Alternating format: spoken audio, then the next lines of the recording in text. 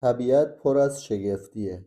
توی این ویدیو قراره با 10 حیوان عجیب و باور نکردنی آشنا بشید. موجوداتی که شاید باور نکنید واقعا روی زمین زندگی میکنن. شماره 10، مارماهی برقی.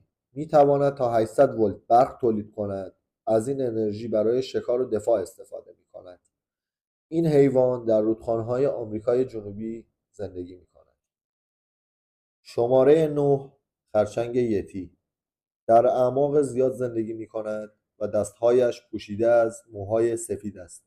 این موها باکتری‌هایی را نگه می‌دارند که به او کمک می‌کنند زنده بماند. ظاهرش انگار از یک فیلم علمی تخیلی آمده است. شماره 8، پنگولین.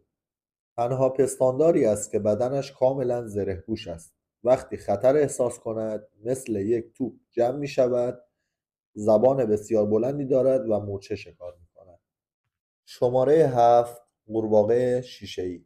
بدنی شفاف دارد و اعضای داخلیش دیده می‌شود. در شب فعال است و روی برگ‌ها زندگی می‌کند. شفافیت بدنش یک نوع استتار طبیعی است.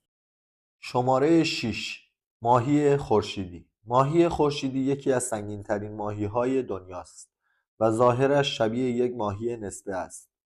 رفتارش آرام است و معمولا نزدیک سطح آب دیده می‌شود. شماره 5، مارمولک شیطانخوار.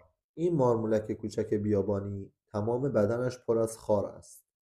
آب را از پوستش جمع می کند و به دهانش می رساند. رنگ بدنش با محیط تغییر می کند و تنها غذایی که می خورد مورچه است. شماره 4، خرچنگ نارگیل. بزرگترین خرچنگ خشکزی دنیاست و چنگالهایش آنقدر قوی‌اند که نارگیل را می شکند.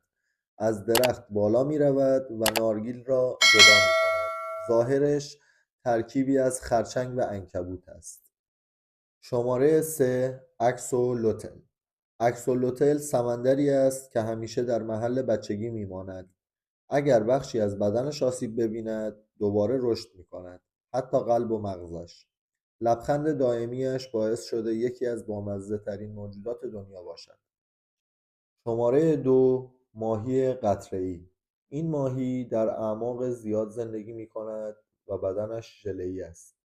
وقتی به سطح آب می آید فشار کم می شود و ظاهرش مثل یک قطره ذوب شده دیده می شود.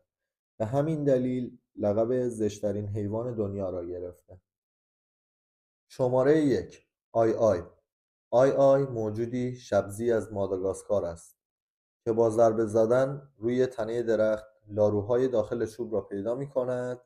انگشت خیلی بلندش را داخل چوب می برد و شکار را بیرون می کشد. ظاهر عجیبش ترسناک به نظر می رسد اما کاملا بی خطر است.